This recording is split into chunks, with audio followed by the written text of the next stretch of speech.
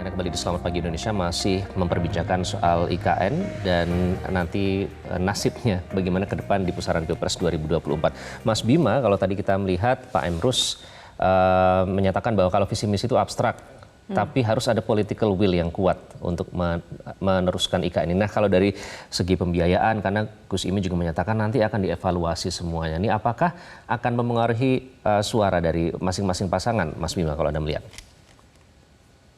Ya, yang jelas kalau narasinya adalah narasi perubahan, kemudian mendukung IKN kan agak aneh, saya kira. Kecuali oke lah, IKN akan dilanjutkan, tapi itu ada komanya. Komanya adalah dia akan dimodifikasi, bukan dalam rangka pemindahan ibu kota seluruhnya, tetapi misalnya bisa dimodifikasi sebagai kawasan terintegrasi untuk ekonomi kreatif, gitu ya. Sehingga dari segi hitung-hitungan anggaran mungkin nggak sampai 400 triliun lebih yang dibutuhkan. Karena apa? Karena kalau melihat sebenarnya suara-suara terutama anak muda sekarang kan yang dibutuhkan misalnya itu bukan pembangunan ibu kota negara. Yang dibutuhkan adalah penciptaan lapangan kerja industri. Dan industri nggak mungkin jadi satu di dalam ibu kota negara. Nggak ada di negara-negara lain kalau mau ibu kotanya baru, itu harus berjauhan dengan yang namanya industri. Sementara yang anak muda butuhkan adalah industri pengolahan. Kemudian yang anak muda butuhkan adalah gimana nih caranya pembangunan itu selaras dengan lingkungan. Memang betul ada masalah soal polusi, banjir di Jakarta. Itu memang keresahan anak-anak muda sekarang. Tetapi kalau misalnya IKN, yang kita lihat sekarang ini juga banyak dikritik menciptakan deforestasi, namanya juga membangun gitu kan. Menciptakan deforestasi, nah ini juga akan jadi kontradiktif. Jadi saran saya sih sebenarnya untuk pasangan yang punya tema perubahan, ketika dia bilang bahwa memang amanat undang-undang sudah ada undang-undang IKN, tapi kita juga perlu lihat undang-undang IKN kan baru. Begitu juga undang-undang IKN dalam beberapa bulan mengalami revisi.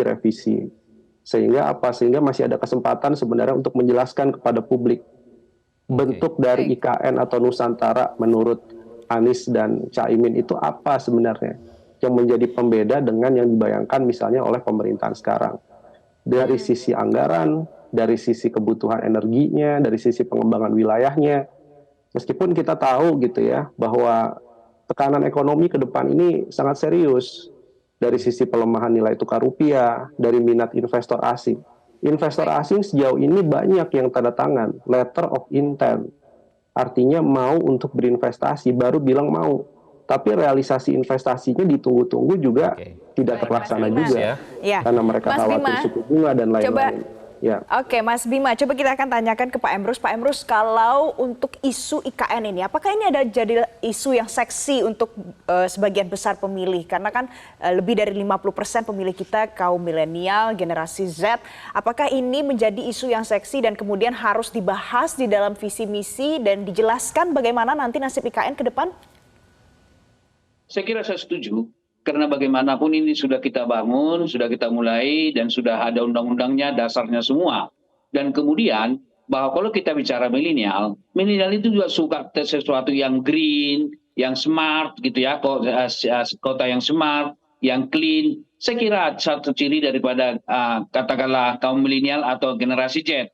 Coba, kalau mau kita suruh tanya misalnya generasi Z, apakah saudara setuju dengan kondisi kota Jakarta sekarang dibanding dengan IKN? Karena memang orang-orang milenial itu orang yang kreatif, orang yang katakanlah sudah berpikir maju, sudah open mind, tidak lagi kaku dengan katakanlah bahwa Jakarta dengan segala crowdednya gitu ya.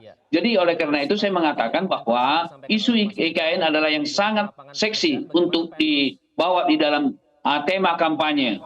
Tentu garisnya adalah melanjutkan atau melakukan pembangunan itu secara terus-menerus supaya suatu saat nanti boleh jadi katakanlah pada periode yang akan datang 5 tahun yang akan datang boleh jadi kita sudah memiliki ibu kota negara baru yang memang sebagai wajah Indonesia.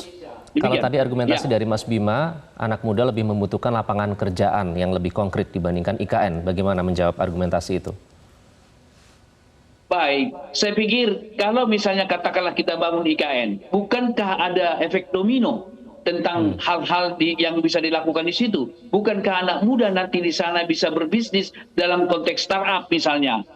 konten kreator misalnya, atau main di YouTuber misalnya, dan lain sebagainya. Mereka sudah merasa nyaman di IKN dibanding di kota Jakarta yang sangat katakanlah tingkat pencemarannya kemarin termasuk tertinggi kan di dunia. Saya kira ini perlu suatu hal yang diminati oleh generasi milenial dan generasi Z. Demikian. Baik, kalau Menarik begitu. ya melihat selanjutnya. Menarik pembahasannya, tapi durasi kita terbatas. Terima kasih Direktur Selyos Bima Yudhistira sudah bergabung bersama kami. Terima kasih pengamat komunikasi politik Emrus Sihombing sudah bergabung bersama kami pagi ini di Selamat Mas Pagi Bima dan Indonesia. Pak Emrus.